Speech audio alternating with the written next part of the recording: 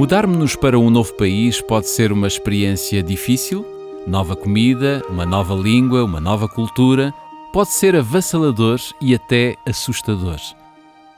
Os adventistas na Coreia do Sul queriam criar um espaço para ajudar as pessoas a se integrarem no país, sentindo-se apoiadas. O Centro de Serviços Multicultural da Família Adventista é um centro de influência situado numa área diversificada na cidade de Asan, onde muitos estrangeiros trabalham. Quando aqui chega, a maioria não sabe falar, não sabe ler ou escrever a língua coreana, por isso o centro oferece cursos gratuitos de língua coreana. Mais de 400 pessoas fazem este curso todos os anos.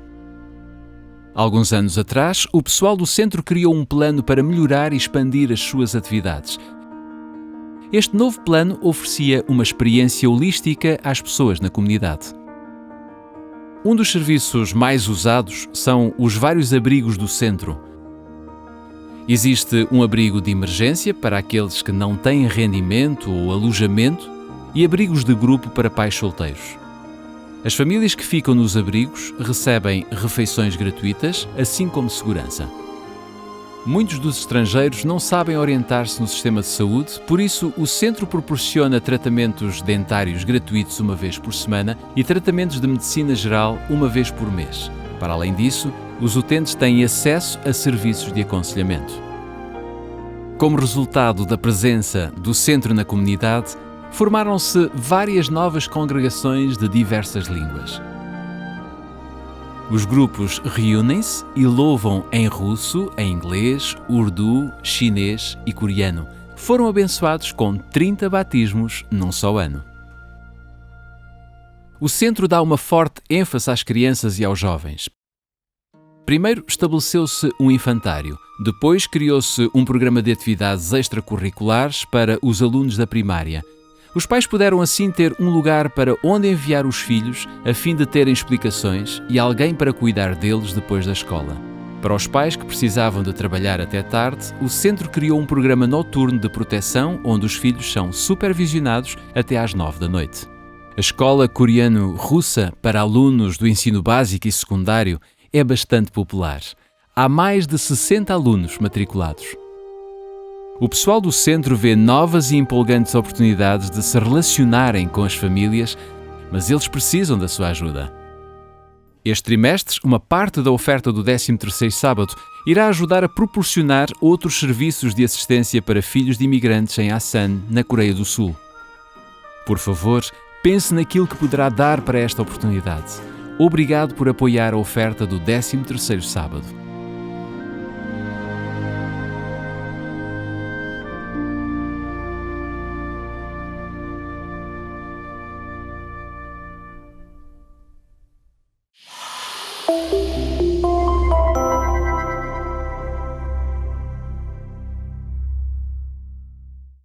Esta é a família Silva e estes são os seus vizinhos, a família Ferreira. A família Silva decidiu participar no projeto Lar Cristão e, juntamente com a família Ferreira, vai estudar o livro Lar Cristão em sua casa.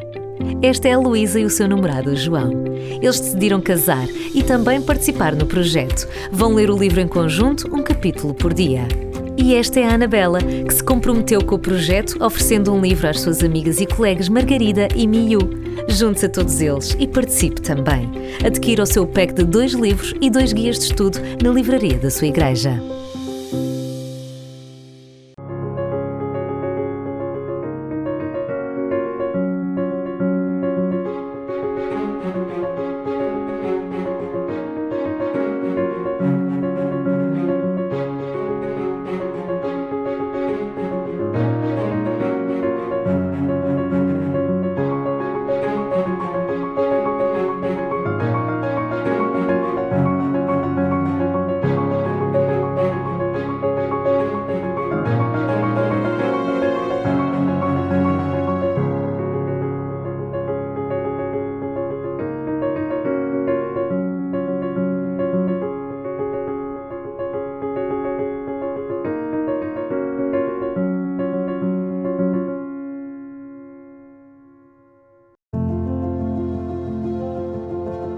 É com muito entusiasmo que está de regresso o projeto Livro Missionário 2021, O Desejado, Depois de um adiamento necessário, temos novamente a oportunidade de nos envolvermos neste esforço missionário que tem levado esperança em forma de livros ao lar de muitos milhares de famílias no nosso país.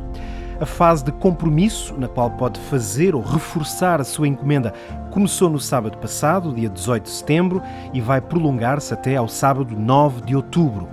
Use a folha de compromisso e o envelope que lhe são entregues na sua igreja e em oração pondere sobre o quanto deseja e pode comprometer-se com esta obra. Até ao sábado 9 de outubro, então, entregue o seu compromisso. Depois desta fase, pode acompanhar o roteiro do projeto Desejado, que inclui a entrega dos livros às igrejas, no mês de novembro, e as datas depois que propomos para a distribuição de cada um dos 4 volumes. Relembramos que receberá a obra completa de O Desejado de Todas as Nações, de Ellen White, mas num pack com 4 livros. Esta será a forma mais adequada ao modelo missionário que lhe propomos, ou seja, ir oferecendo os livros um a um para poder acompanhar as pessoas ao longo de alguns meses. Esta oferta em 4 volumes vai facilitar a leitura a quem recebe e a si que oferece vai abrir-lhe oportunidades de voltar ao contacto com estas pessoas. Se seguir esta sequência, o primeiro livro será entregue por altura do Natal e o último por altura da Páscoa do próximo ano. Naturalmente que cada crente pode oferecer os seus livros da forma e no momento que achar mais indicado e em espírito de oração encontrará a melhor estratégia para chegar ao coração das pessoas a quem vai oferecer esta mensagem extraordinária. Mais do que nunca, este é o tempo de nos envolvermos na missão e de avançarmos juntos para iniciativas que nos mobilizem para a ação. Se já tinha feito a sua encomenda no início do ano, pode agora reforçá-la com mais livros. E se ainda não o tinha feito, então não perca esta oportunidade. O Evangelho precisa, como nunca, de ser proclamado e todas as oportunidades aproveitadas para nos envolvermos no testemunho da fé e da esperança na vinda de Cristo. O Desejado está às portas e os seus passos são cada vez mais audíveis. Por isso, envolva-se neste projeto, o Livro Missionário 2021, O Desejado.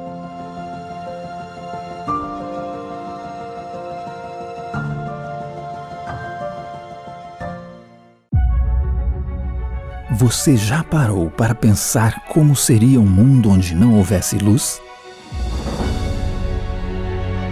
E que força é essa que mantém a órbita dos planetas? O perfume das flores, o colorido, os pássaros, a teia de aranha, o brilho dos astros, o desenvolvimento de uma colmeia, o funcionamento do corpo humano, entre outros magníficos fenômenos. Poderia tudo isso ter surgido por mero acaso? No início, não havia nada. As trevas cobriam a face do abismo. De repente, uma voz, como um estrondo, dá uma ordem: haja luz. Através de sua palavra, o universo foi criado.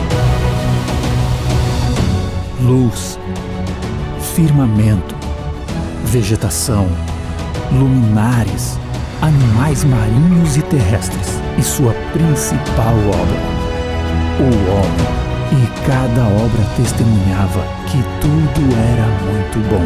Um mundo em perfeito equilíbrio, onde tudo o que existe na natureza expressa ordem, beleza, exatidão, adaptação e pressupõe um planejamento inteligente.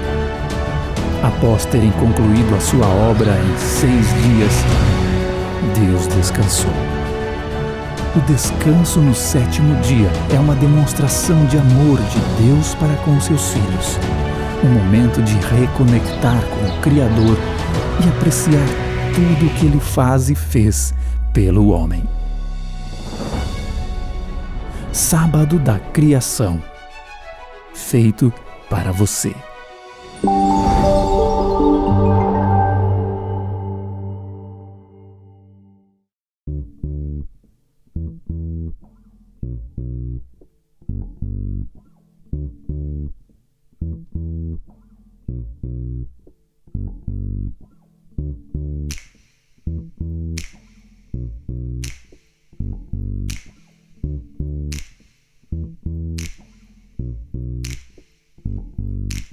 Quando olho nos olhos de um desconhecido, eu vejo um irmão, eu vejo um irmão. Quando olho nos olhos do meu inimigo, eu vejo um irmão, eu vejo um irmão.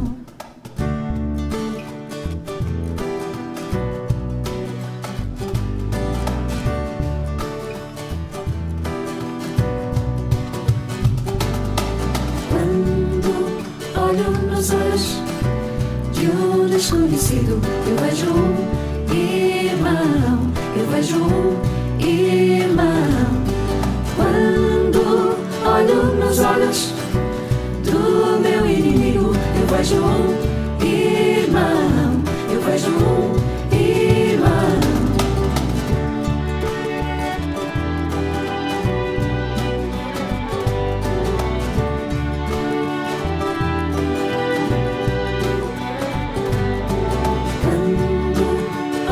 Nos olhos de um desconhecido, eu vejo um irmão, eu vejo um irmão. Quando olho nos olhos do meu inimigo, eu vejo um irmão, eu vejo um irmão. Veste com coragem e perdão, Espírito da paz que procuramos. Muda o meu olhar, as feridas vai curar e todos vai ligar. Abre o coração para celebrar a vida, espalhando o amor. Quando olho nos olhos de um desconhecido, eu vejo um irmão, eu vejo um irmão. Quando olho nos olhos do meu inimigo, eu vejo um irmão, eu vejo um irmão.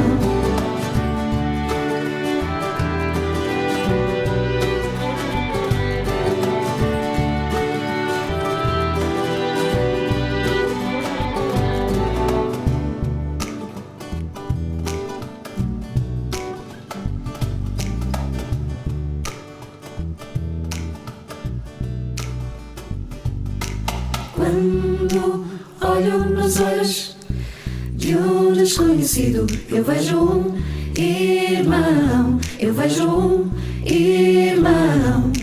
Quando olho nos olhos do meu inimigo, eu vejo um irmão, eu vejo um irmão.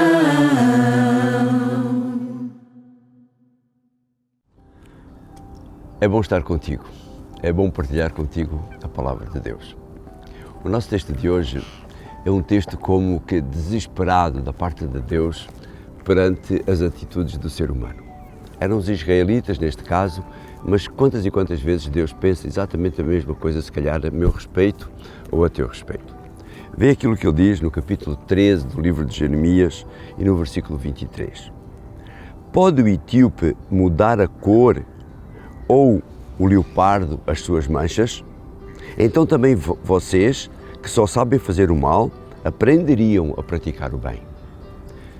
Quando eu olho para a paisagem que tenho aqui ao meu lado e vejo estes patos pretos ou estes cisnes brancos que aqui andam neste lago, será que eles conseguem mudar de cor por si só? De maneira nenhuma. Aquilo que Deus está a dizer num ato desesperado, numa afirmação desesperada, é que muitas vezes o ser humano, ou que na maior parte das vezes o ser humano, não consegue por si só mudar. Eu não consigo mudar. Eu, que faço o mal continuamente, que a minha tendência natural é para fazer o mal, eu não consigo mudar. Mas o que Deus vai dizendo depois, ao longo das Sagradas Escrituras, quando chegamos aos Evangelhos e vemos o exemplo de Jesus, Deus vai nos dizer que, apesar de nós sermos assim por tendência natural, nós podemos mudar. Nós podemos ser transformados. Ao aceitarmos Jesus ao aceitarmos a sua vontade para a nossa vida, ao colocarmos em prática essa vontade, ao aprendermos aqui a cada dia nas Sagradas Escrituras e pedirmos a Deus, orarmos a Deus, irmos a Deus, insistirmos com Deus, Deus pode modificar isso. Deus pode modificar as manchas do nosso pecado e tornar-nos diferentes, pessoas muito mais limpas, pessoas melhores. Vai a Deus, pede a sua ajuda e verás que vale a pena.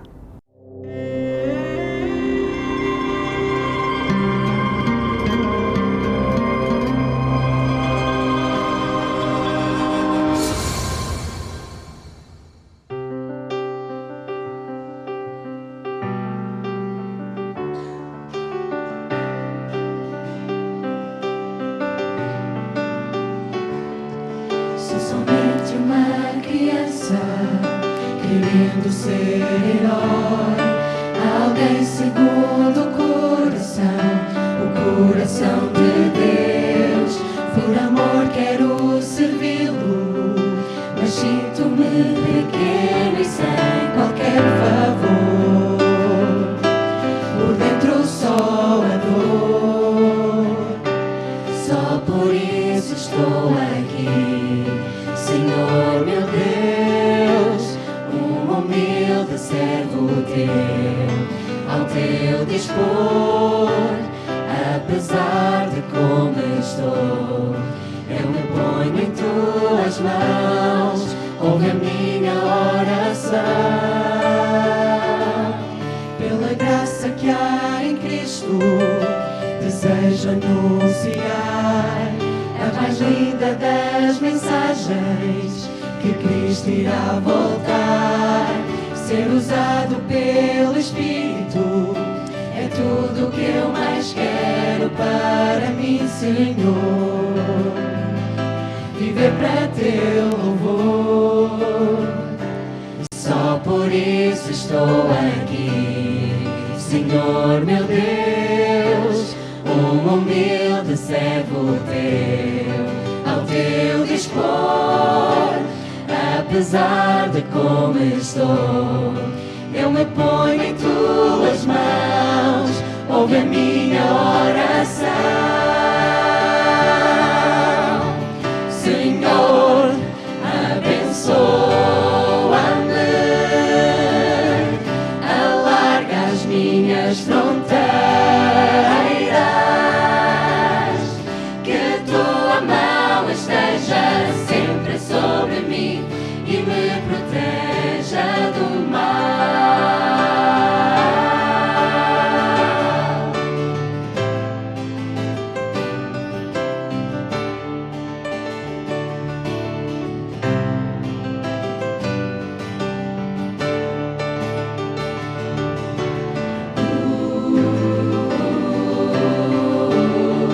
Eu me ponho em tuas mãos, ouve a minha oração. Senhor, abençoa-me,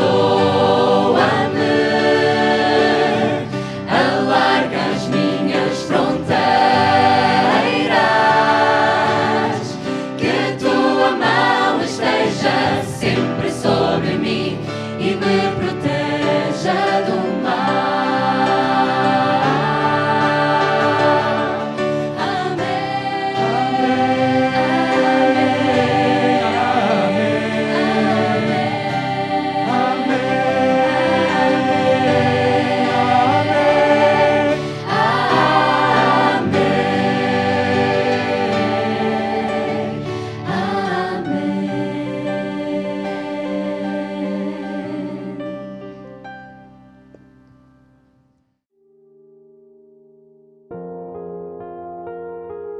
O homem de bem alcançará o favor do Senhor, mas ao homem de intenções perversas ele condenará. Portanto, és inexcusável quando julgas ao homem, quem quer que seja, porque te condenas a ti mesmo naquilo em que julgas ao outro. Pois tu que julgas, fazes o mesmo. Quem crê nele não é condenado, mas quem não crê já está condenado, porquanto não crê no nome do unigênito Filho de Deus. E disse-lhe Jesus: Mulher, onde estão os teus acusadores? Ninguém te condenou? E ela disse: Ninguém, Senhor. Disse-lhe então Jesus: nem eu também te condeno. Vai e não peques mais. Quem intentará acusação contra os escolhidos de Deus? É Deus quem os justifica. Quem é que condena? Pois é Cristo quem morreu, ou antes quem ressuscitou de entre os mortos, o qual está à direita de Deus e também intercede por nós.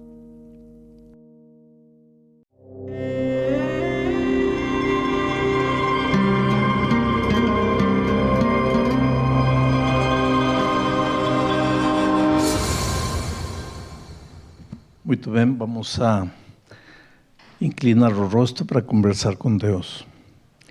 Amado Pai que estás nos céus, Senhor, obrigado pela bênção que significa estarmos reunidos aqui juntos, desejosos de receber a Tua palavra em nosso coração. Que o Espírito Santo, mestre por excelência, se mova esta noite, preparando a mente, o coração de cada filho, de cada filha, de maneira que a mensagem desta noite produza frutos para a vida eterna. Antes da leitura bíblica, por favor, extende a tua mão. Toca a vida de cada pessoa que chegou aqui. Cada ser humano é um universo dentro de si. Cada ser humano tem momentos de alegrias, momentos de tristeza, dificuldades, lutas.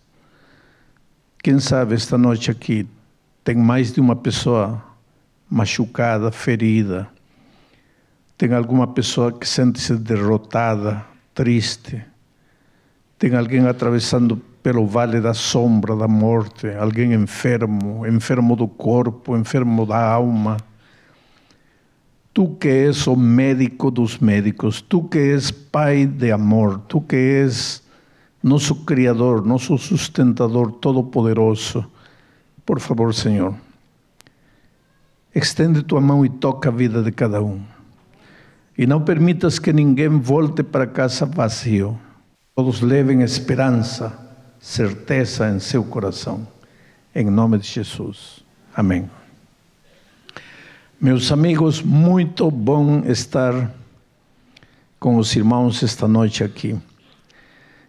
Sei que esta noite aqui tem muita gente que conhece a Bíblia já há muito tempo.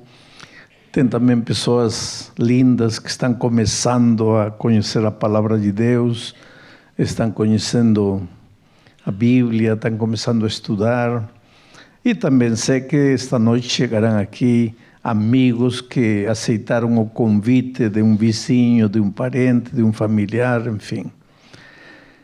A palavra de Deus é para todos. Este livro que tenho aqui na minha mão, eu estava dizendo ontem, tem muitos nomes.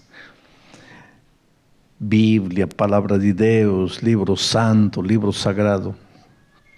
Alguns chamam a Bíblia o Manual da Felicidade. Quer dizer, se você quer ser feliz, tem que deitar mão deste livro. Quando você compra um aparelho eletrônico, um ferro, uma máquina fotográfica, um celular, sempre vem na caixinha, você abre a caixa, aí vem um livrinho pequenino, chama-se Manual de Instruções. Agora, eu não sei como você faz, mas eu vou dizer como eu faço. Abro a caixa, pego o manual, tiro a um lado, pego o aparelho e começo a manusear. Mexe aqui, mexe allá, mexe. E só me lembro do manual quando tudo dá errado. Às vezes aí já estraguei o aparelho. A minha pergunta é, por que os seres humanos somos assim? Por que antes de começar a mexer com o aparelho, não lemos o manual? Agora eu vou te dizer uma coisa. Você não é aparelho eletrônico. Tu és um ser humano, com sentimentos, com emoções, Tu és um ser humano que chora, que sofre, que se alegra, que ri, que tem fome, que se cansa. Tu não és coisa, tu não és um aparelho eletrônico. Tu és gente preciosa.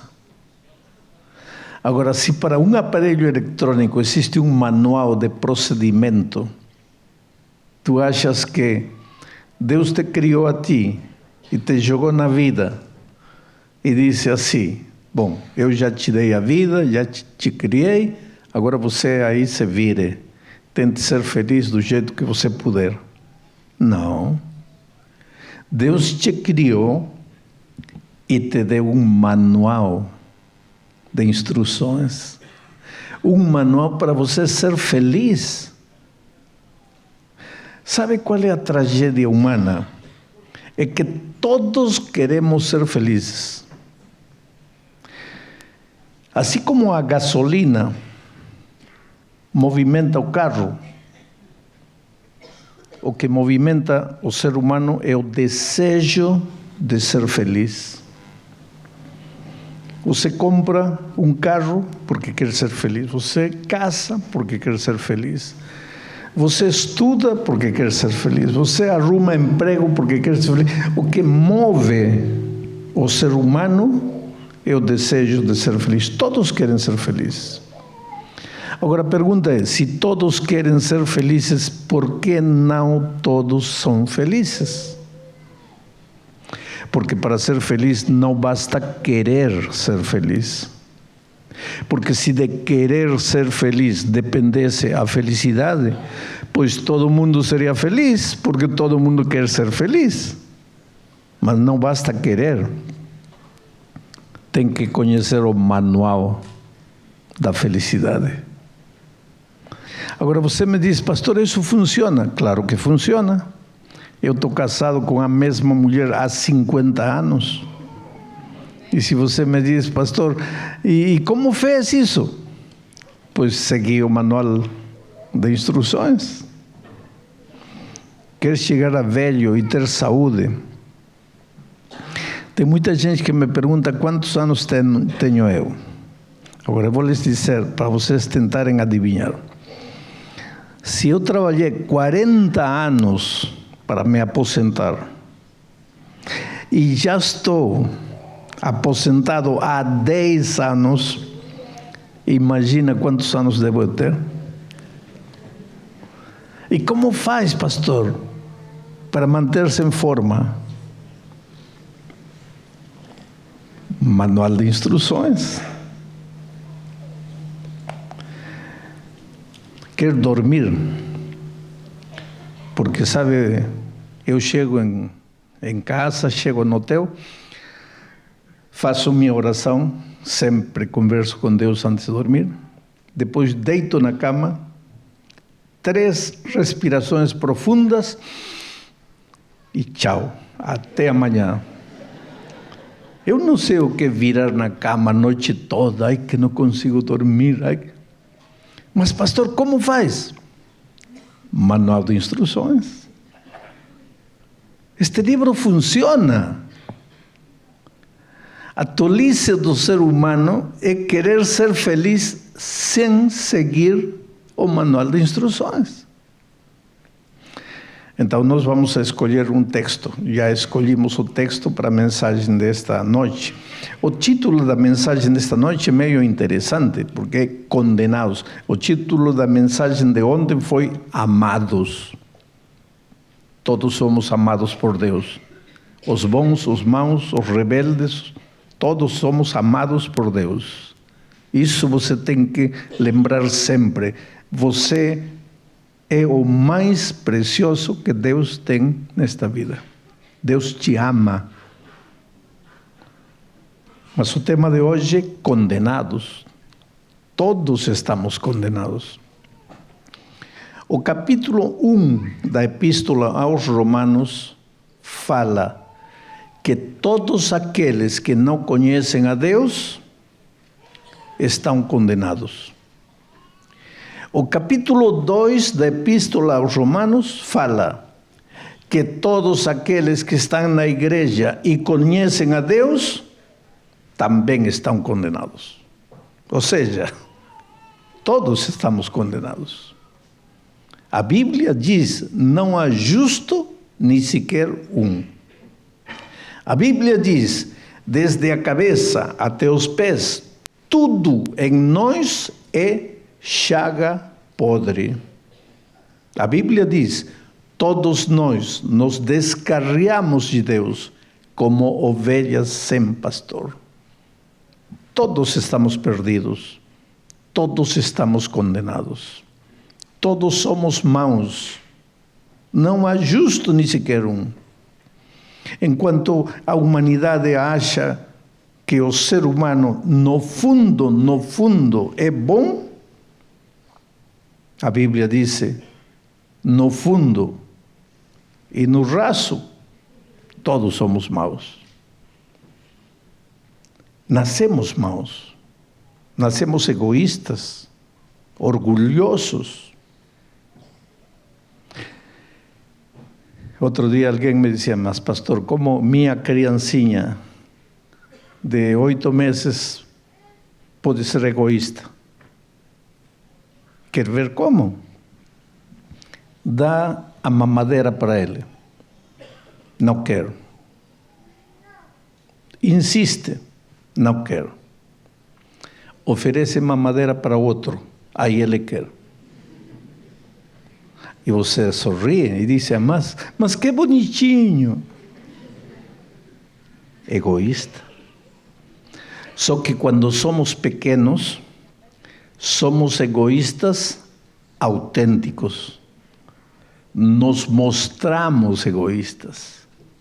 Não disfarçamos o egoísmo.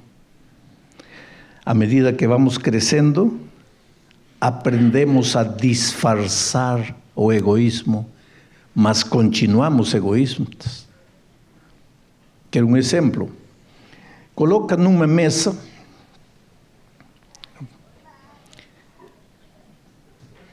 6 pedaços de bolo e 5 crianças. Cada um agarra seu pedaço e come o mais rápido que puder para pegar o pedaço que está sobrando. Egoístas, porém autênticos, se mostram egoístas. Agora coloca na mesa 6 pedaços de bolo e 5 adultos. Cada um pega seu pedaço com muita delicadeza. Cada um come devagarinho. Todos acabam seu pedaço. E todo mundo olha para o pedaço que está sobrando. Mas ninguém pega.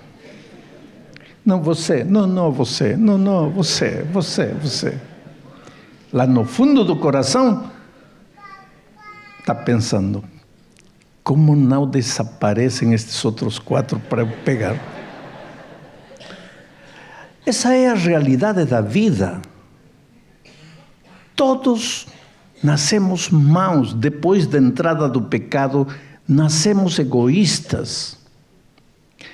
Com esse egoísmo, um dia nos casamos. Em realidade, casam 2 seres egoístas. Como ser feliz? Com esse egoísmo, você é pai. Como um pai egoísta pode educar um filho? Com esse egoísmo, você vai a trabalhar. Como um homem egoísta pode trabalhar com outros? Nos machucamos na vida. E muitas vezes nos perguntamos: por que me acontece isto? Você luta, se esforça, nada dá certo. Envelhece, não consegue nada. E fica olhando para outros, como outros sim são felizes, por que eu não? No Brasil, onde eu moro, há um dito que diz assim: tem gente que nasce com estrela e tem gente que nasce estrelado. Por que as coisas não funcionam contigo? Esta noite vamos a ver o texto. Vejam o que diz. Quem escreve isto é Paulo. E Paulo escreve aos romanos, a igreja que estava na cidade de Roma. E disse assim: porque não me envergonho do evangelho de Cristo. Por que não me envergonho? Pois é o poder de Deus para salvação de todo aquele que crê. Primeiro do judeu e também do grego. E eu diria esta noite, e também do português. E também do alemão, do suíço, do chino, do chinês, do japonês. E também do pobre, e também do rico, e também do homem, e também da mulher, e também do jovem, e também do adulto, e também do que tem muita instrução, e também daquele que não tem muita instrução. O evangelho é poder para todo aquele que crê. Poder. Paulo não falava português. Paulo não falava inglês, não falava espanhol. Paulo falava grego. Ele escreveu a epístola aos Romanos em grego. E a palavra poder em grego é dinamis. Dessa palavra dinamis vem uma palavra portuguesa, dinamite. Em outras palavras, o que Paulo está dizendo aqui é: o evangelho é dinamite. Dinamite. Você sabe para que serve o dinamite? É masculino ou feminino? O dinamite? A dinamite. Sabe para que serve dinamite? Quando os trabalhadores estão abrindo uma estrada, vamos dizer que querem chegar até o piano. Então, os trabalhadores estão abrindo a estrada. Pás, picotas, trator, máquina, abre, tira, abre, e vão avançando. Já está chegando ao sonho. O sonho é o piano. Está avançando. Suados, se cansam, param, se levantam, continuam. Até que em algum momento encontram uma rocha enorme. Aí diante da rocha já não tem pá que ajude, já não tem força que ajude, já não tem máquina, já não tem trator, nada, não. É uma rocha, de tal maneira que os trabalhadores dizem: aqui acabou o sonho, não vamos a chegar lá, é impossível chegar lá, aqui acabou tudo. Não acabou. Aí entra em ação a dinamite. Você pega o dinamite aqui, acende a mecha e sai correndo. A dinamite explota e essa rocha gigantesca que era obstáculo para você alcançar o sonho, desaparece num instante. Aí vêm os trabalhadores e lentamente continuam avançando até chegar ao sonho. A minha pergunta é: qual é o sonho que você tem na vida? Quer casar e ser feliz? Quer que teus filhos cresçam, como a Bíblia diz, como palmeiras na beira do rio? Qual é teu sonho? Comprar uma casa, comprar um carro? Qual é o sonho? Todos os seres humanos temos um sonho. Na vida profissional, na vida familiar, na vida financeira, na vida física. Todos temos um sonho. Na vida espiritual, todos temos um sonho. Em realidade, o que é a vida? A vida é o trabalhar, o lutar, o caminhar, o avançar em direção do sonho. Só que quando você está indo, às vezes encontra uma rocha gigantesca em seu caminho. E você não se entrega, porque você é valente, você é raçudo, você enfrenta, você luta, você tenta, você chora, você se machuca, trabalha de dia, trabalha de noite, mas chega um momento em que não dá. É impossível. Desde o ponto de vista humano, é impossível. Aí entra o poder do Evangelho. Quando está tudo perdido, desde o ponto de vista humano. Quando você não sabe mais para onde ir, quando você não sabe mais o que fazer, aí entra o poder, o dinamite do Evangelho. E eu te digo uma coisa esta noite em nome de Deus. Não há nada, absolutamente nada que você não possa conseguir se deita a mão do poder do Evangelho. Não há nada, absolutamente nada que você não consiga se deita a mão do poder do Evangelho. Mas para que o poder do Evangelho seja uma realidade na sua vida, tem duas condições. Primeira condição: não me envergonho do Evangelho. Porque se você se envergonhar do Evangelho, aí o poder do Evangelho não funcionará na sua vida.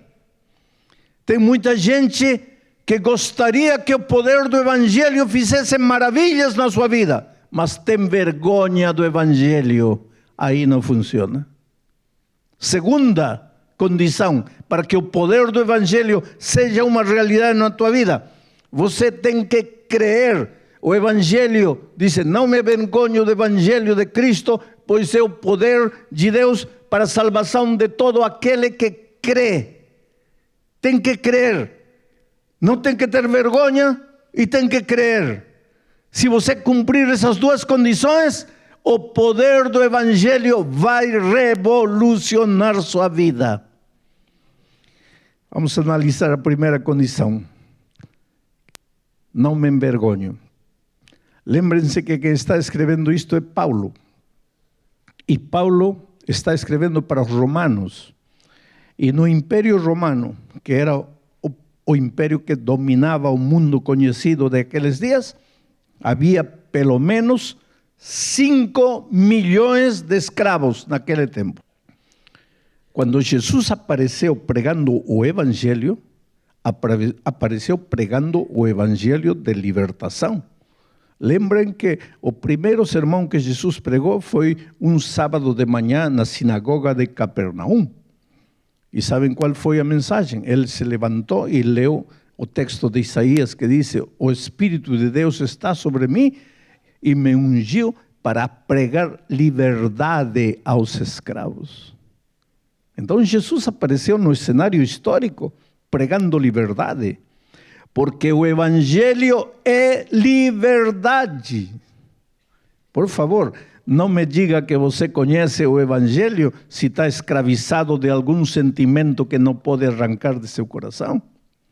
Não me diga que você aceitou o Evangelho se está escravizado de algum pensamento do qual que você não consegue tirar da cabeça.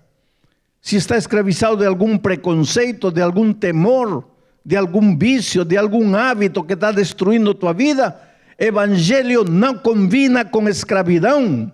Quando o Evangelho chega na vida do ser humano, liberta, rompe as correntes, te dá asas como águia para voar, abre a gaiola que te está aprisionando. O Evangelho é liberdade, o Evangelho é poder. Esta noite você pode ter entrado aqui derrotado, acabado, prisioneiro.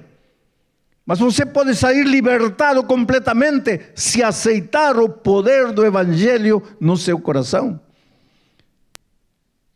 Então, quando Paulo se levantou para pregar o Evangelho, e o Evangelho era Evangelho de liberdade, eu lhes pergunto: quem vocês acham que foram os primeiros em aceitar o Evangelho? Pois esses 5 milhões de escravos.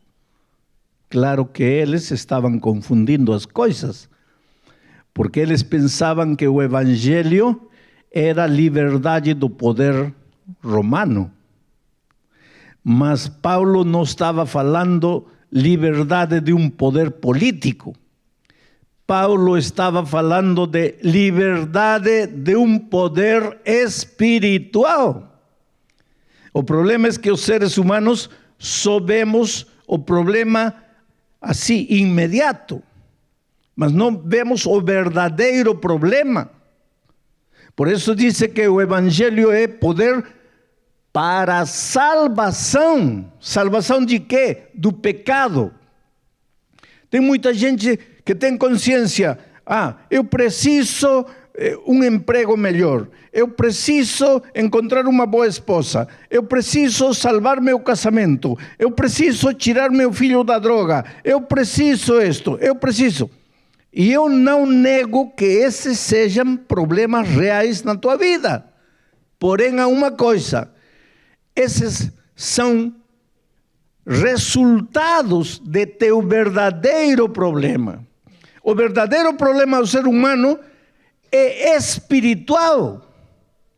Os outros problemas são periféricos, são consequências, são resultado. O verdadeiro problema espiritual, quando Deus resolve teu problema espiritual, você, em nome de Deus, resolve todos os outros problemas periféricos. O problema é que o ser humano luta para resolver os problemas que, em realidade, são consequências. Mas a raiz, ele não se preocupa, não tem consciência de sua necessidade espiritual. E isso acontecia com os escravos no tempo de Paulo. Eles queriam liberdade do poder romano, mas seu verdadeiro problema era que eram escravos do pecado, das suas tendências. Porque você pode... Por isso, o capítulo 1 e 2 fala que todos estamos condenados. Se você pudesse entrar dentro de você mesmo, na sua cabeça, veria uns monstros aí que atormentam teu mundo interior e não te permitem ser feliz. E a Bíblia chama isso nada mais e nada menos do que pecado. Somos escravos do pecado. Agora, Paulo começou pregando liberdade. Os escravos aceitaram o Evangelho. Você conhece algum escravo rico? Claro que não. Você conhece algum escravo doutor em filosofia? Claro que não. Você conhece algum escravo que tem uma fazenda? Claro que não. Escravo é pobre. O escravo não é dono de nada. Naquele tempo dos romanos, às vezes os patrões faziam que 2 escravos tivessem 15, 20 filhos. Para quê? Para vender os escravinhos, porque nem o filho lhe pertencia ao escravo. O escravo não era dono de nada. Por isso que eles aceitaram o Evangelho, porque queriam ser livres. Iam para a igreja. Pobre, pobre, pobre, sem instrução, escravos. Nesse tempo também, gente intelectual, gente bem instruída, gente rica aceitava o Evangelho, porque o Evangelho é para todos. Essa gente bem instruída, culta, rica, entrava na igreja e quando entrava na igreja, escravo, escravo, pobre, ignorante, pobre, escravo, ignorante. Então, que pensava essa gente rica? Não vou entrar aqui. Porque se eu entrar aqui, que dirão meus amigos? Vão pensar que eu também já virei escravo, que eu também já estou pobre, que eu também sou inculto. Não, eu vou embora, eu não entro. Nessas circunstâncias, Paulo diz, mais ou menos assim, tudo bem, vocês podem ir, mas eu não me envergonho do Evangelho, porque o Evangelho é poder. E eu quero poder. E se quero poder, não posso ter vergonha do Evangelho. Tu sabes que tem muita gente que quer o poder do Evangelho. Outro dia alguém me disse, não, eu não quero poder. Claro que quer. Não gostaria de poder salvar seu casamento. Não gostaria de poder comprar uma casa. Não gostaria de poder tirar seu filho da droga. Não gostaria de poder vencer hábito mau que está destruindo sua vida? Poder. O Evangelho é poder para tudo isso, para a salvação e para tudo. Só que as pessoas querem o poder, mas têm vergonha do Evangelho. Por exemplo, amanhã você vai encontrar um amigo e ele vai te dizer: olha, onde você estava 8h45 da noite ontem? Porque eu liguei para você e você não me atendeu. E aí, o que você vai falar? É que fui lá num auditório. Fui a quê? Tinha algum concerto, alguma coisa? Não, é que fui a uma pregação, estava um pastor. Aí teu amigo vai te olhar assim, de cabeça aos pés. Pastor? Pregação? O quê? Não vai você me dizer que está virando irmão? E aí que você vai falar? Não, foi só por curiosidade, só foi ontem, foi só porque um amigo me convidou e não consegui dizer não. Agora, nesse momento, lembre-se, o poder do Evangelho é para quem não tem vergonha do Evangelho. Todos queremos o poder, mas temos vergonha. Vergonha de levar a Bíblia para a igreja, vergonha de que me digam que sou crente, vergonha que me digam que me estão enganando, vergonha. E Paulo disse: não, o Evangelho é poder, mas é poder para quem não se envergonha do Evangelho. Por exemplo, hoje, quando chegue ao final da minha mensagem, eu vou fazer um convite. Eu vou dizer quantos querem aceitar o poder do Evangelho na sua vida. E muitos se levantarão e virão. Mas outro dia, um velhinho me encontrou lá no pátio, quando eu estava entrando no carro, e estava emocionado, meio choroso. E disse: pastor, desculpe. Eu tinha que me levantar, pastor. Eu queria me levantar, mas não consegui. Falei: por que não conseguiu? Me deu vergonha, pastor. Vergonha de quê? De levantar-te e vir aqui e dizer: Senhor Jesus, eu preciso do poder do Evangelho. Vergonha disso. Como você quer que o dinamite do Evangelho haja na sua vida, se você tem vergonha? E agora vem Paulo e diz assim: o Evangelho é poder, mas é poder para aquele que não tem vergonha do Evangelho. Segunda condição: o Evangelho é poder, mas é poder para aquele que crê. E aqui está outro problema: crer. Porque os seres humanos cremos em qualquer coisa. Mas quando chega o momento de crer em Deus, aí já não cremos. Por exemplo, outro dia eu recebi um e-mail e dizia assim: você acaba de ganhar uma herança de 200 milhões de euros. E temos procurado você durante várias semanas até que finalmente o achamos. Por favor, envie-nos o seu nome completo, o número da sua conta corrente no banco e nós lhe depositaremos seus 200 milhões de euros. Agora, por que você está sorrindo? Por que estão sorrindo? Eu sei por quê. Porque vocês também já receberam o e-mail. Agora eu te pergunto, por que alguém se dá o luxo de escrever esse tipo de e-mails? Me digam por quê. Porque tem gente que crê. Porque se ninguém cresce, quem perderia o tempo escrevendo esse tipo de carta? Mas entre milhões de cartas, cai um. Porque sempre tem gente que crê. Agora, essa mesma pessoa que cai e é enganada, e é estafada, Quando alguém lhe apresenta a palavra de Deus, aí começa, não sei se crer, se não crer, é um livro tão antigo, como será? Mas lhe deu a conta bancária a outro. E quando percebeu, já tinham levado o seu dinheiro. Outro dia, por exemplo,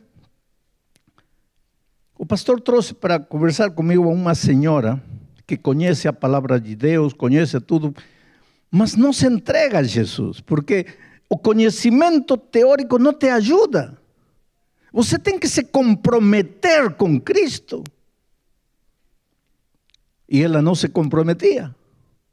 E o pastor disse, olha, fale com ela.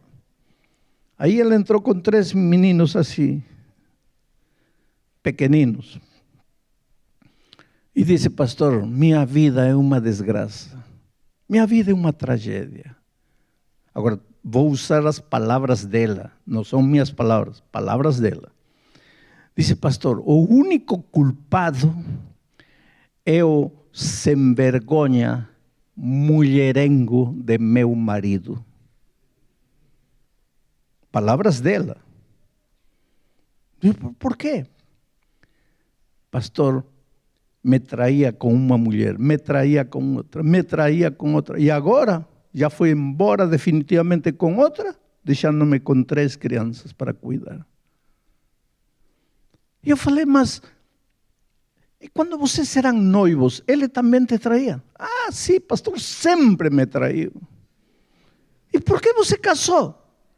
É que ele me prometia que ia mudar. E você acreditou? Acreditei, pastor. Bom, falei, isso já passou. Agora me diga, por que você não quer se batizar? Pastor, é que eu não sei, pastor. Tem gente que me disse que me estão lavando a cabeça. Tem gente que me disse que este livro já é muito antigo, que já não vale hoje. E então eu tenho medo. Eu não sei se acreditar ou não acreditar. Eu não disse nada para ela, mas eu vou dizer para eles, para vocês. No mulherengo, sem vergonha, ela acreditou sem pestañear. Em Deus, não sei. Como será? Será? Não será? Mas quer que o poder do Evangelho se manifeste na sua vida. Mas não quer crer. Agora vem Paulo e diz, o Evangelho é dinamite, é poder. Não há nada na tua vida que o Evangelho não possa fazer. Mas, primeiro, não pode ter vergonha do Evangelho, porque se você se envergonhar, o Evangelho já não é poder para você. E segundo, tem que crer, porque se você não crer, também o Evangelho não vai funcionar para vocês. Crer. Outro dia eu estava pregando em Ucrânia, em Kiev, a capital. O país estava vivendo um momento de conflito político terrível. Quando estava saindo da pregação, vi um homem alto na porta, quase 2 metros de altura. O que me impressionou é que chorava como uma criança, um homem gigantesco assim. E cheguei perto, perguntei, qual é o problema? E ele, quando percebeu que era o pastor que tinha pregado, me abraçou forte. E me disse uma coisa que me doeu muito. Pastor, minha vida está destruída. Minha vida está de cabeça para baixo. Eu preciso salvar meu casamento. Minha vida profissional está um lixo. Pastor, eu preciso de Deus. Eu preciso crer. Eu quero crer. Mas não consigo, pastor. Ajude-me a crer. Assim, tem muita gente no mundo. Está tudo errado na vida, sabe? Chega a noite, não consegue dormir, vira na cama. Uma sensação de que está faltando algo, coração vazio. Luta para salvar o casamento, luta para ajudar os filhos, luta para vencer na vida. Parece que nada dá certo. Aí uma noite como esta você entra a um auditório, escuta a palavra de Deus, entende que o Evangelho é poder, quer crer, mas parece que tem uma rocha no coração e não consegue crer. E como aquele homem ucraniano diz: pastor, eu preciso crer, eu tenho que crer, mas não consigo.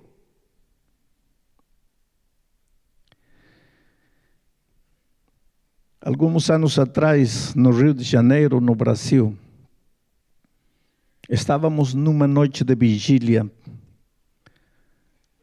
Foi um movimento impressionante no Rio. Os jovens, 18, 20, 22 anos, jovens, se reuniam numa igreja e cantavam, oravam e estudavam a palavra de Deus a noite toda. Jovens.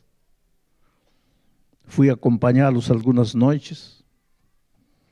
Na manhã seguinte, domingo, porque esses movimentos eram sábado à noite, domingo, quando estava amanhecendo, eles saíam na rua. 1000 jovens na rua, vestindo camisetas brancas e cantando hinos pela rua. E às vezes as janelas das casas se abriam. 5 da manhã, quando muitos jovens que tinham passado a noite nas discotecas, drogando-se, fumando, bebendo, destruindo sua vida, estavam caminhando na rua, voltando para casa, todos acabados, destruídos. 1000 jovens vestindo camisetas brancas caminhavam pelas ruas, cantando, levando esperança para as pessoas. E muitas janelas se abriam e convidavam os jovens, e os jovens subiam, faziam oração com as famílias. Um movimento interessante. Agora, uma dessas noites aconteceu um milagre, dos grandes milagres que Deus fez. Era mais ou menos 1 da manhã, quando nos separamos em grupos de 2 para orar, e uma senhora veio à frente e disse: jovens, eu gostaria de pedir que orassem por meu filho. E começou a chorar. Ela disse: meu filho nasceu e cresceu na igreja. Meu filho participou dos cultos aqui na igreja. Meu filho foi diretor de jovens. Mas neste momento, enquanto vocês estão aqui cantando, orando, sabem onde está meu filho? Está nas ruas de Copacabana, vestido de mulher, prostituindo-se, vendendo seu corpo. E eu, como mãe, não sei mais o que fazer. E quando fiquei sabendo que vocês estão orando aqui, eu vim pedir, por favor, orem por meu filho. E depois nos dividimos em grupos de 2 para orar. Eu fui a orar a um canto com um rapaz. A oração desse rapaz me comoveu. Porque aquele rapaz orou com uma fé que poucas vezes vi na vida. Ele disse: Senhor, viste a dor daquela mãe? Seu filho que nasceu e cresceu na igreja, neste momento, vestido de mulher, está vendendo seu corpo nas ruas de Copacabana. Nenhum ser humano pode fazer nada por ele. Mas tu és Deus. Teu evangelho é poder. E eu te suplico neste momento, Senhor, por favor, traz esse rapaz agora. Mas, Senhor, me ouve bem. Eu não estou falando traz ele na próxima semana, no próximo ano. Não estou dizendo traz ele um dia. Estou dizendo traz ele agora. E quando eu ouvi essa oração, eu fiquei aqui pensando para mim: mas que atrevimento deste rapaz. Como pode desafiar a Deus dessa maneira? Porque eu sempre que oro, digo: e Senhor, que seja feita a tua vontade. Mas este não estava esperando a vontade de Deus, ele estava dando uma ordem a Deus. E como se ele tivesse ouvido meus pensamentos, ele continuou orando, dizendo assim: Senhor, talvez tu tu achas que estou sendo muito atrevido. Mas não estou sendo, não. Eu estou acreditando na tua palavra. ¿Acaso na Bíblia não diz que o Evangelho é poder? Pois se o Evangelho é poder, traz esse rapaz agora. Não sei o que tu farás, mas tu és Deus. E quando terminou a oração, eu abracei ele. Volto a repetir, poucas vezes vi uma oração com tanta convicção. Continuamos cantando, orando, estudando a Bíblia. Chegou 5 da manhã, já era o momento de sair na rua, para cantar na rua. Nos levantamos para cantar o último hino, fazer a última oração.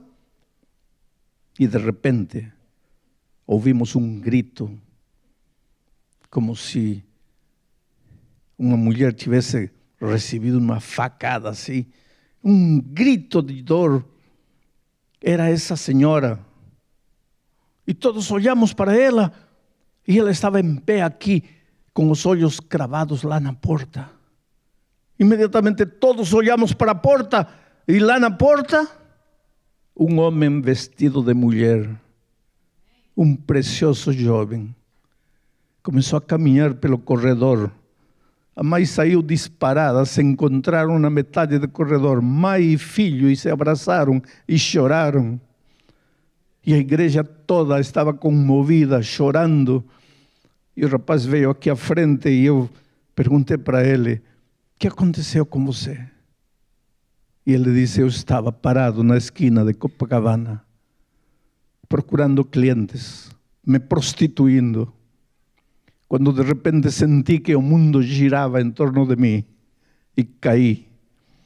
E quando acordei, as pessoas me estavam dando um pouco de água, um pouco de sal.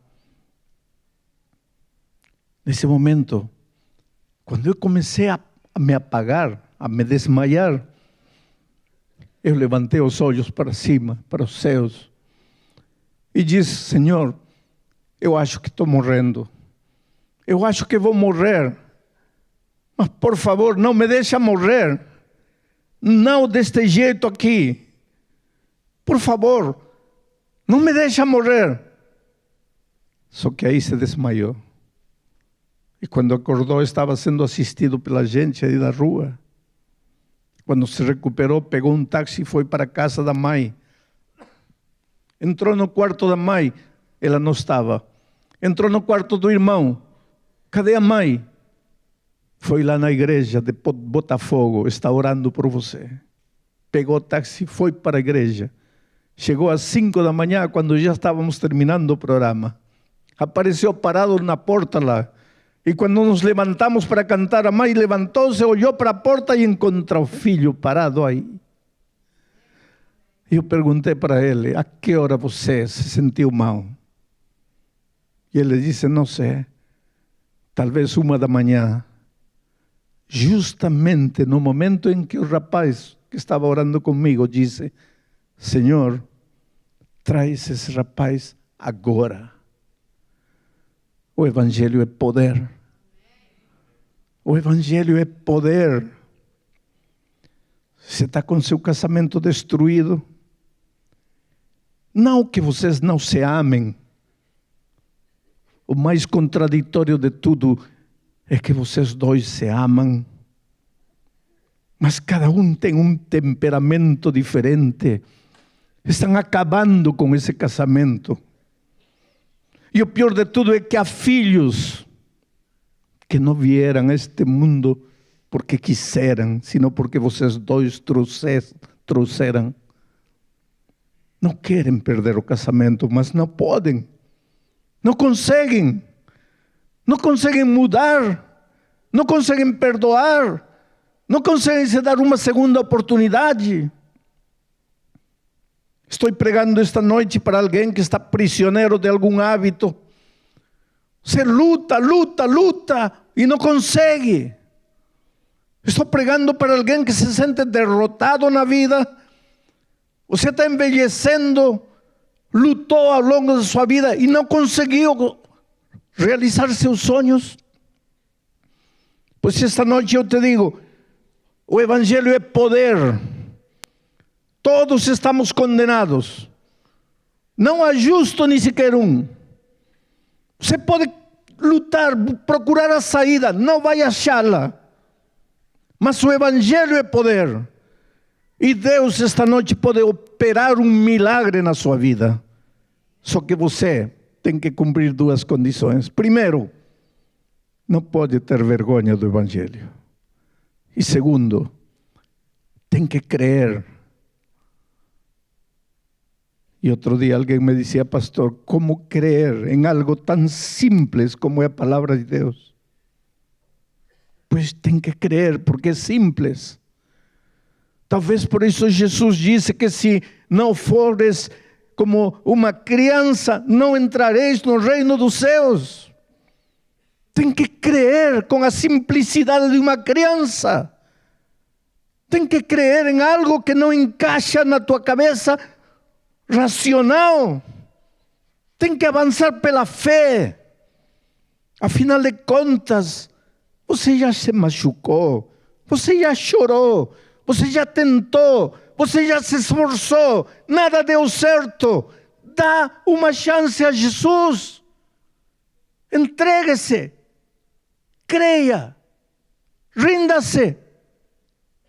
E por isso que esta noite vou fazer um convite para você. Este convite não é para os membros batizados da igreja.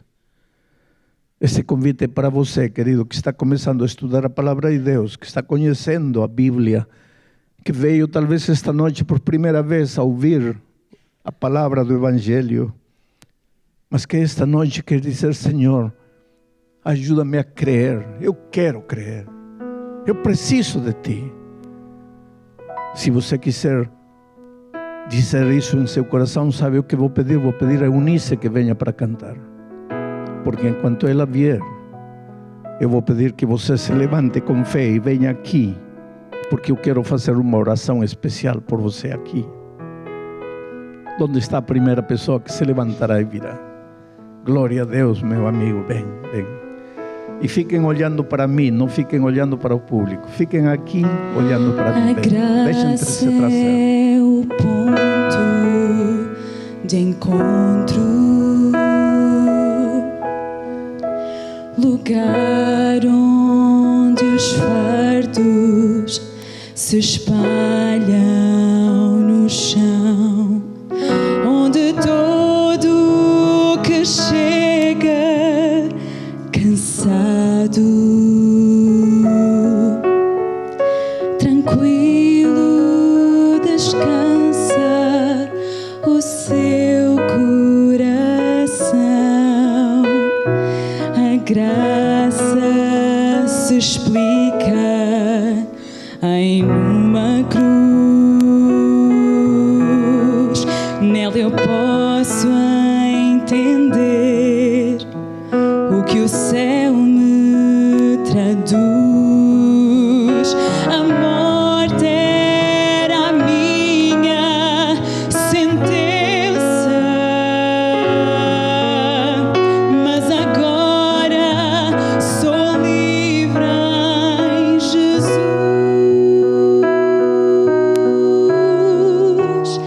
Graça simples assim, perdão se recebe, se aceita e fim. Pecado não se explica, pecado se paga e Cristo pagou por mim.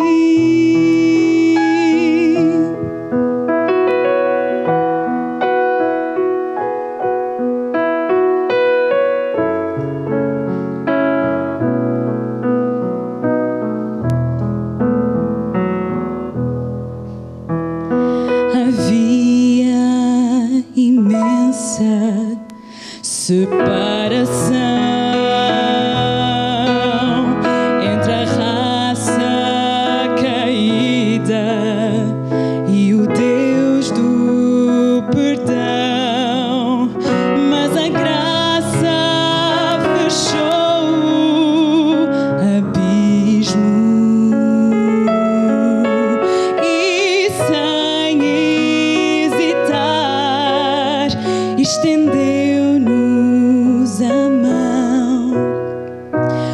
tronos a estrada de volta à casa do Pai, onde iremos morar. Dá-nos a esperança que move, a certeza de que Cristo em breve virá. Graça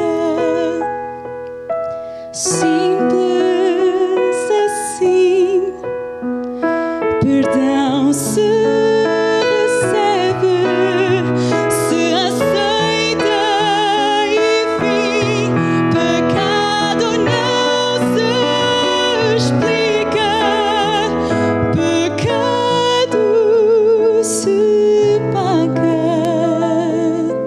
e Cristo pagou por mim.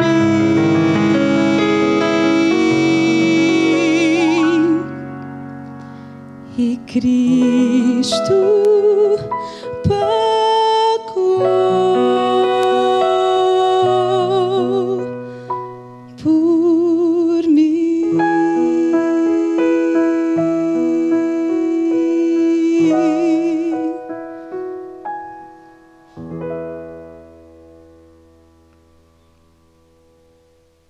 Parabéns.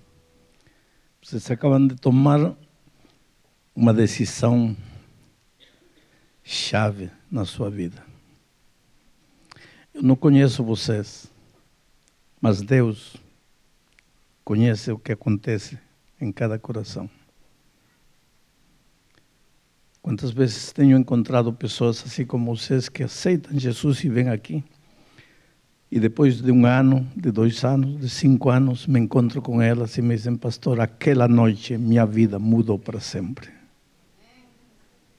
Talvez em esta vida a gente não se encontre mais, mas no reino dos céus eu vou vê-los vitoriosos. E nesta terra vocês já não estão mais sozinhos. Agora tu estás com Cristo. O poder do Evangelho é teu. E te vai surpreender com o que Deus vai fazer por ti.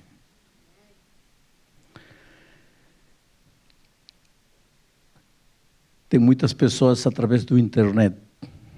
Tu podes sair de onde estiveres, abrir teu coração a Deus.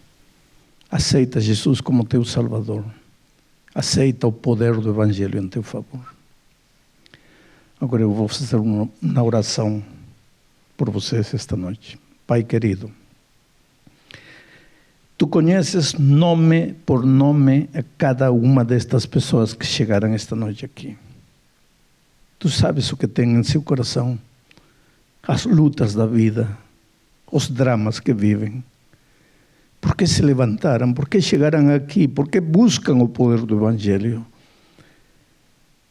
Eu te suplico humildemente, abre as janelas dos céus, faz chover chuvas de bênçãos, molha a terra destas vidas para que se tornem terra produtiva. Opera milagres, faz maravilhas. Tu és Deus de impossíveis. Para ti não existe a palavra impossível. Se é preciso operar um milagre na vida de alguém, faz esse milagre. Mas que eles sintam na sua vida o poder do Evangelho. Em nome de Jesus. Amém.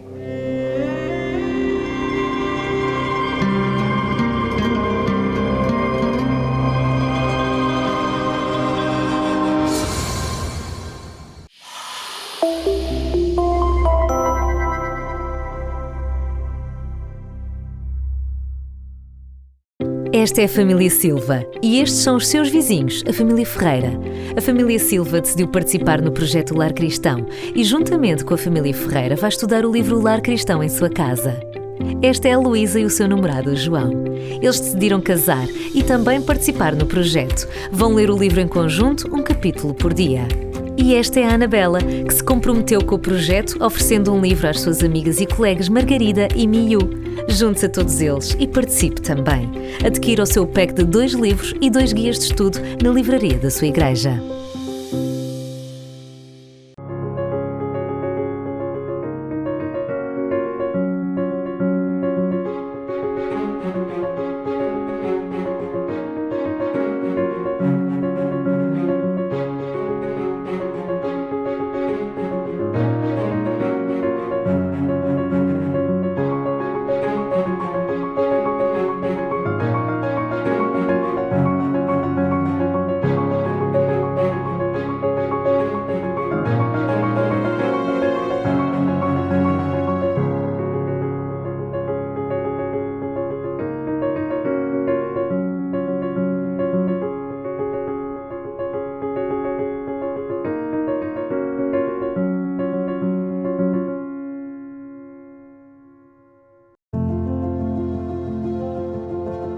É com muito entusiasmo que está de regresso o projeto Livro Missionário 2021, O Desejado.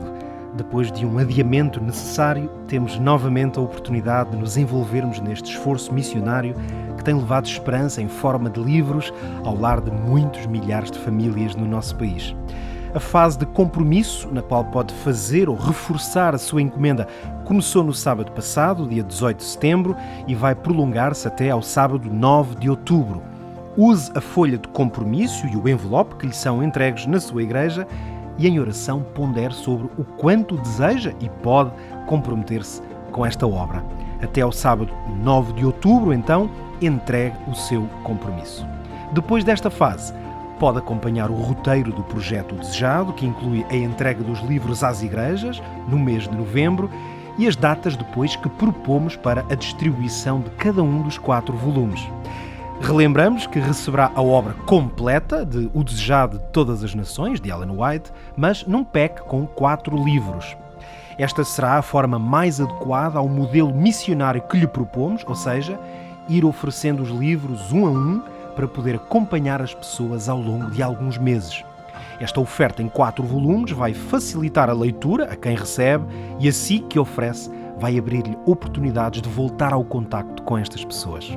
Se seguir esta sequência, o primeiro livro será entregue por altura do Natal e o último por altura da Páscoa do próximo ano.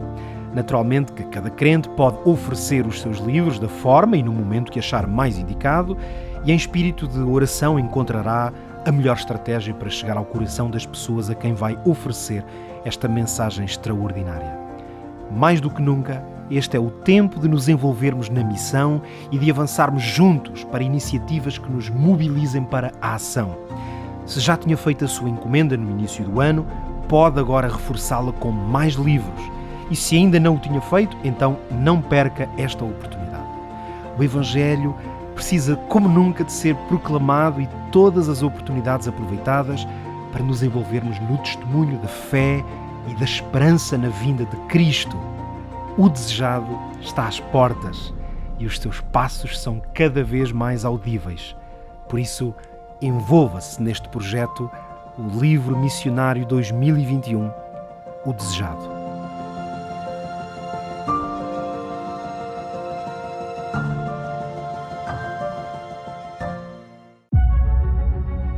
Você já parou para pensar como seria um mundo onde não houvesse luz? E que força é essa que mantém a órbita dos planetas? O perfume das flores, o colorido, os pássaros, a teia de aranha, o brilho dos astros, o desenvolvimento de uma colmeia, o funcionamento do corpo humano, entre outros magníficos fenômenos. Poderia tudo isso ter surgido por mero acaso? No início, não havia nada. As trevas cobriam a face do abismo. De repente, uma voz, como um estrondo, dá uma ordem: haja luz. Através de sua palavra, o universo foi criado. Luz, firmamento, vegetação, luminares, animais marinhos e terrestres e sua principal obra, o homem. E cada obra testemunhava que tudo era muito bom. Um mundo em perfeito equilíbrio, onde tudo o que existe na natureza expressa ordem, beleza, exatidão, adaptação e pressupõe um planejamento inteligente. Após terem concluído a sua obra em 6 dias, Deus descansou. O descanso no 7º dia é uma demonstração de amor de Deus para com seus filhos. Um momento de reconectar com o Criador e apreciar tudo o que Ele faz e fez pelo homem. Sábado da Criação. Feito para você.